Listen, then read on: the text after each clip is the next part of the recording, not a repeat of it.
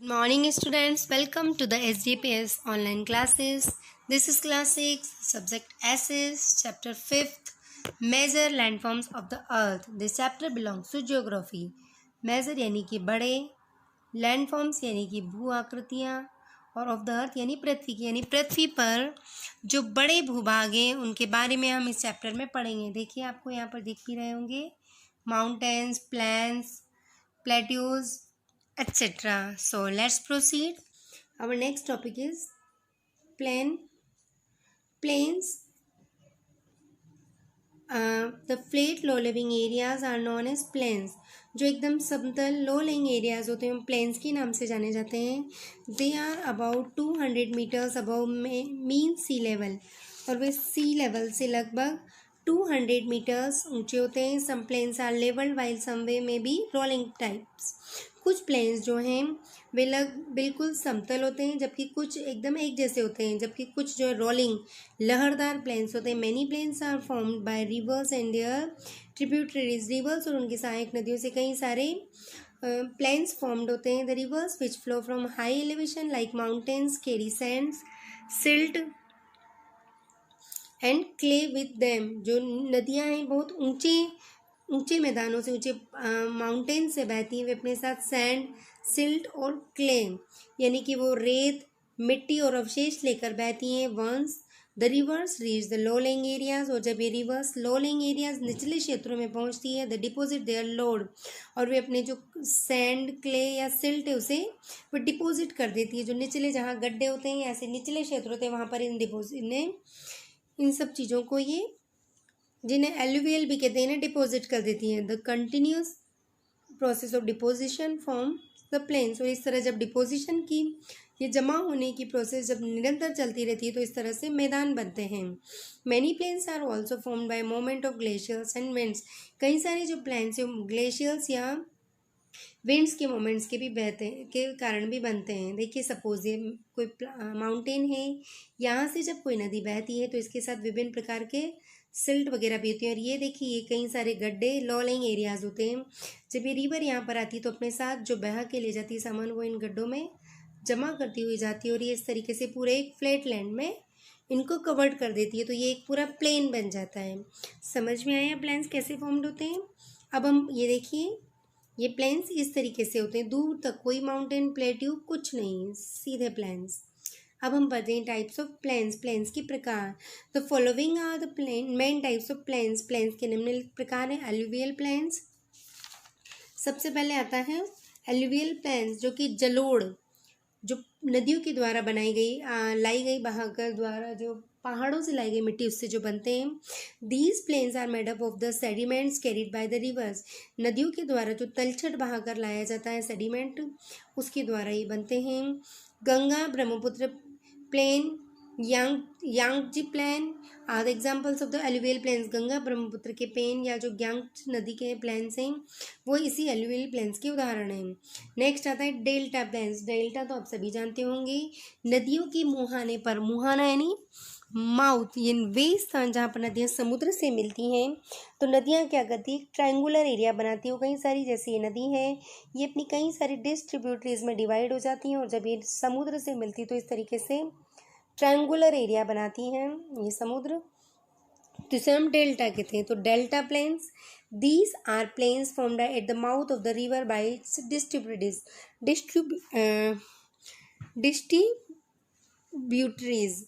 और ये जो प्लेन्स हैं नदियों के द्वारा बनाए जाते हैं उनके मुहाने पर, जहाँ वे समुद्र से मिलती हैं, नदियों की डिस्ट्रीब्यूटरीज के द्वारा, उनकी अन्य शाखाओं के द्वारा. For example, Lombardy plains in Italy was formed by river Po and its distributaries. और उदाहरण के लिए जो लोम्बार्डी प्लेन है इटली के, वे पो नदी और इसकी सहायक नदियों के द्वारा बनाए गए थे. नेक्स्ट है कोस्टल प्लेन्स. कोस्टल प्लेन का मतलब है तटीय मैदान. तट का मतलब होता है समुद्र का तट, जहाँ पर समुद्र होता है उसके नज़दीक भी कई सारे मैदान होते हैं. This plains have low elevations. ये काफ़ी नीचे इनकी कम ऊंचाई होती है. Rise gently from the shore. और ये किनारे थोड़े ही उठे हुए होते हैं. Most of this plains are caused by the uplift of the continental shelf. और इनमें से अधिकतर जो प्लेन से ये कॉन्टिनेंटल शेल्फ के अपलिफ्ट ऊपर उठने की वजह से बनते हैं। कॉन्टिनेंटल शेल्फ होता है जो समुद्र के नज़दीक वाला जो तटीय क्षेत्र होता है, जो ज़मीन होती है वो। Eastern and western coastal plains of India are the best example of these plains. और हमारे इंडिया के ईस्टर्न और वेस्टर्न कोस्टल प्लेन्स इसी प्रकार के प्लेन्स के उदाहरण हैं। यूजफुलनेस ऑफ प्लेन्स देखते हैं, प्लेन्स की उपयोगिता। Plains are very important for mankind, बहुत अधिक उपयोगी है मैनकाइंड के लिए। देखो, सबसे पहले आई एम एक्सप्लेनिंग, ये है एलुवियल प्लेन्स, जो पहाड़ों के द्वारा जो नदियाँ सेडिमेंट्स बहा के लाती हैं वो जमा कर देती हैं। तो ये जो मैदान दिख रहे हैं आपको, ये एलुवियल प्लेन्स हैं। दीज प्लेन्स आर ऑल्सो, देखिए ये नदियाँ, इनके द्वारा जो आसपास का एरिया है पूरा एलुवियल प्लेन है। और ये भी सेम। और ये देखिए डेल्टा प्लेन्स हैं, ये नदियाँ यहाँ पर समुद्र में मिल रही हैं। और ये देखिए इस तरह से ट्रायंगुलर एरिया बनाया गया है, this is delta plain. Okay, यहाँ पर और क्लियर आप देख सकते हैं, ये देखिए नदियाँ, ये डेल्टा बन रहा है ट्रायंगुलर एरिया, और ये पूरा समुद्र है। तो नदियों के द्वारा बनाए गए डेल्टा प्लेन्स हैं। और कोस्टल प्लेन्स, जैसे कि आप देख सकते हैं यहाँ पर समुद्र और ये जो तटीय मैदान है, दीज आर कोस्टल प्लेन्स। हम पढ़ रहे थे यूजफुलनेस ऑफ प्लेन्स। तो river plain have been the cradles of civilisations, जो नदियों के मैदान हैं वो कई सारी सभ्यताओं के उद्गम स्थल, क्रेडल्स रहे, उद्गम स्थल रहे हैं। In example Indus valley civilisation in India and Pakistan, Egyptian civilisation in north east Africa, Huanghe and Yangtze valleys in China due to fertile soil for farming and water for irrigation। उदाहरण के लिए, जैसा कि हमने समझा, भारत और पाकिस्तान के अंदर सिद्धू घाटी सभ्यता, इजिप्टियन मिस्र की सभ्यता जो कि नॉर्थ ईस्ट अमेरिका में, हांगहो और यांगजी वैलीज जो कि चाइना में सभ्यता बनाते हैं, ये सब नदियों की उपजाऊ मिट्टी की वजह से और खेती की वजह से ही, सिंचाई के पानी की उपलब्धता की वजह से विकसित हुई। Next is construction of road, rail network and building is easy. इसके अलावा प्लेन्स जो उनकी मैदानों की एक और उपयोगिता है, यहाँ पर सड़कों का, रेलों का या रेल नेटवर्क का और बिल्डिंग्स का बनाना बहुत आसान होता है। Plains favour agriculture, industrial and other commercial activities on a large scale. इसके अलावा प्लेन्स फेवर करते हैं, यानी प्लेन्स काफ़ी लाभदायक होते हैं कृषि के लिए, इंडस्ट्रियल, औद्योगिक और दूसरी व्यापारिक गतिविधियों के लिए बहुत लार्ज स्तर पर। अब देखिए कुछ सबमैरिन रिलीफ। सबमैरिन रिलीफ का मतलब है कुछ उपसमुद्री राहत जो अलग ही प्रकार के ये भी मैदानों जैसे ही होते हैं, इनको समझते हैं। Submarine relief, the ocean basins have the counterparts of almost all the major landforms such as mountains, ridges, plateaus, plains, canyons etcetera. जो हमारे ओशन बेसिन्स होते हैं, ओशन के आसपास के मैदान होते हैं, वे बिल्कुल समान होते हैं लगभग। उनमें सभी प्रकार के अर्थ पर जितने भी लैंडफॉर्म्स हैं वो सब वहाँ पर दिखाई दे जाते हैं, जैसे कि माउंटेन यानी कि पर्वत, रिज यानी कि चोटी, प्लेट्यू यानी पठार, प्लेन यानी मैदान, कैनियन यानी कि घाटियाँ आदि। Some of the relief features of the ocean, और कुछ ओशंस के रिलीफ फीचर हैं given below through the ocean profile, जो कि ओशंस के विशेषताओं के आधार पर दर्शाए गए हैं। सबसे पहले आता है सी माउंट। सी माउंट का मतलब है समुद्र के अंदर पर्वत। A single mountain on the ocean floor is called a sea mount. Sea mount यानी समुद्र, किसी भी समुद्र के, महासागर के अंदर फ्लोर पर जो एक सिंगल माउंटेन होता है वो सी माउंट कहलाता है। It may rise from the ocean floor, ये ओशन के फ्लोर पर से भी उठ सकता है। And the level of sea water become, और कभी कभी ये समुद्र के फ्लोर से यानी बिल्कुल नीचे तले से लेके बिल्कुल समुद्र की ऊंचाई तक होता है स्थित, और ये एक आइलैंड का भी निर्माण करता है। In the island of Hawaii, Mount Mauna Kea is actually the top part of the submarine mountain which is even higher than the Mount Everest on the land। और ये जो दो माउंट हवाई आइलैंड है, जो हवाई आइलैंड है या जो mount मोनकिया जो आइलैंड है, ये वास्तव में ये सब सी माउंट का ही एग्जाम्पल है। और ये वास्तव में इतने ऊंचे मैरिन माउंटेन है, सब मैरिन माउंटेन है, ये इतने ऊंचे हैं, ये माउंट एवरेस्ट से भी अधिक ऊंचे हैं। ओके, उसके बाद आता है ओशनिक ट्रेंच। ओशन ट्रेंच यानी समुद्र के अंदर खाई। देखिए पहले मैं आपको पहले वाले का पिक दिखाती हूँ। ये देखिए समुद्र के अंदर ये पहाड़ है, सिंगल माउंटेन। ओके, अब है ocean trench. There are vast plateaus and deep valleys between mountain ranges on the ocean floor. Ocean के अंदर ही, ओशन के फ्लोर पर बड़े बड़े पर्वत, पठार और डीप वैलीज होती हैं। At places there are very deep gaps called trenches. और कहीं कहीं पर तो समुद्र के अंदर ही, समुद्र की सतह पर जो ये माउंटेन्स होते हैं, इनके बीच में बहुत गहरा गेप होता है, जिसे हम ट्रेंच कहते हैं, खाई कहते हैं। Ocean trench are believe to be form due to faulting on the ocean floor. और ऐसा माना जाता है कि ओशन ट्रेंचेस जो हैं समुद्र की सतह पर दरार पड़ने से बनती हैं। This trenches are form very deep on the ocean floor. और ये जो ट्रेंचेस हैं समुद्र के सतह के बहुत डीप में जाकर बन जाती हैं। The deepest trench, as we know, is the Mariana Trench, which is more than 11,000 meters deep in the Pacific Ocean. और सबसे गहरी जो ट्रेंच है जिसे हम जानते हैं मैरियाना ट्रेंच, जो कि पैसिफिक ओशन के अंदर 11,000 मीटर्स, यानी कि माउंट एवरेस्ट को अगर हम उल्टा करते तो उससे भी ये गहरी हैं। And trenches are often known as ocean deeps. Trenches जो है ओशन ट्रेंचेस से हम ओशन डीप्स भी कहते हैं। Next is continental shelf. Continental, it is generally rich in petroleum and often provides an excellent area for fishing because the depth of water is shallow।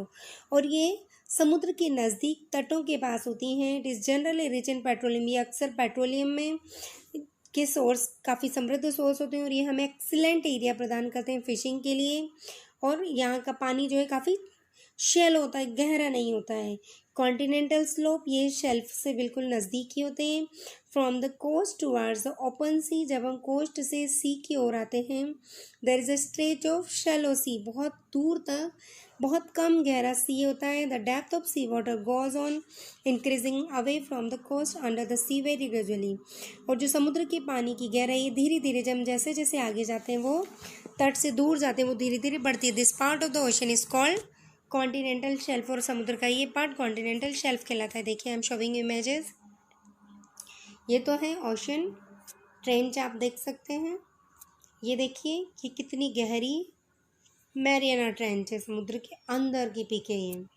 और ये देखिए दिस पिक, ये हमारा जो गहरा समुद्र है इसमें, और ये कोस्ट है इसके बिल्कुल नज़दीक जो तो कॉन्टिनेंटल शेल्फ, ये फिशिंग के लिए बहुत अच्छा। और ये कॉन्टिनेंटल स्लोप, आप देख सकते हैं यहाँ पर धीरे धीरे समुद्र की गहराई बढ़ती जा रही है। तो आई होप यहाँ तक आपको समझ में आया होगा। और एक इमेज देखते हैं, ये कॉन्टिनेंटल शेल्फ और कॉन्टिनेंटल स्लोप। ओके, अब हम पढ़ते हैं landforms and people. People have, यानी कि विभिन्न प्रकार के भूभाग और लोग। People have been living in area which various landforms, लोग विभिन्न प्रकार के लैंडफॉर्म्स में रहते हैं। But the plains have always been more preferred for habitation than mountain regions. लेकिन प्लेन्स को आवास के लिए माउंटेन्स रीजन से अधिक पसंद किया जाता है। This is because it is easier to grow crops. ऐसा इसलिए क्योंकि यहाँ पर प्लेन्स में फसल ग्रो करना आसान होता है। बिल्ड हाउसेज, घर बनाना, build transport and network system in the plains than in mountains areas. इसके अलावा यहाँ पर घर बनाना, फसलें उगाना, विभिन्न प्रकार के ट्रांसपोर्ट्स के लिए जो नेटवर्क बनाना, वो यहाँ पर बहुत ईजी होता है माउंटेन की कंपैरिजन में। Have you ever been to hill station? क्या आप कभी किसी हिल स्टेशन गए हैं? May you have noted that not all areas in the mountains are connected by the roads. आपने कभी नोटिस किया है कि सारे माउंटेन जो हैं वो रोड से कनेक्टेड नहीं होते हैं। Often people have to walk long distance to reach their destination. अक्सर लोगों को अपनी डेस्टिनेशन, अपने घरों तक, अपने निश्चित स्थान तक पहुंचने के लिए काफ़ी सारा पैदल चलना पड़ता है। Most areas have roads and infrastructure, बहुत, जबकि प्लेन्स में अधिकतर एरियाज़ में रोड्स और इंफ्रास्ट्रक्चर होता ही है, यानी रेलवे लाइंस वगैरह सब होते हैं इन माउंटेनियस एरियाज़। जबकि जो माउंटेनियस एरियाज है, building houses is very difficult, यहाँ पर घर बनाना बहुत ही मुश्किल होता है। The land has to first levelled, सबसे पहले जहाँ पर रोड बनाया जाता है उसका जो लैंड है उसे लेवल किया जाता है, एक जैसा बनाया जाता है। देन हाउसेज आर कंस्ट्रक्टेड, तब वहाँ पर घर बनाए जाते हैं।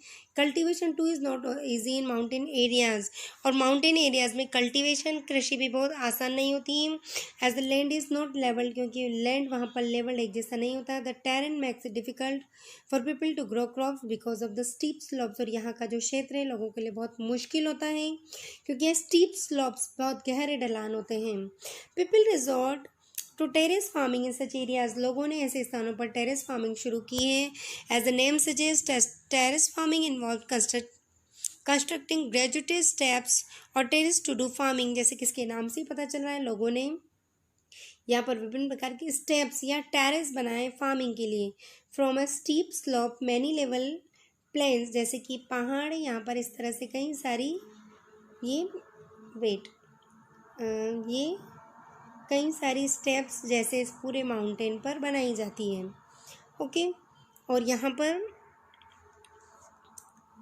From a steep slope many level plains are created on which crops can be, ऐसे गहरे ढलान पर कई सारे लेवल प्लेन्स डेवलप किए जाते हैं जो कि बिल्कुल स्टेप से मिलते जुलते हैं। This also prevents water flowing out, और ये पानी को बह के जाने से भी रोकता है। Hence living on the plains is much easier than living in the mountains, इसीलिए हम कह सकते हैं कि प्लेन्स पर रहना आसान होता है माउंटेन्स के कंपैरिजन में। However many people do live in the hills, यद्यपि कई सारे लोग हिल्स पे, पहाड़ियों पे रहते हैं। देखिए, I am showing you terrace farming.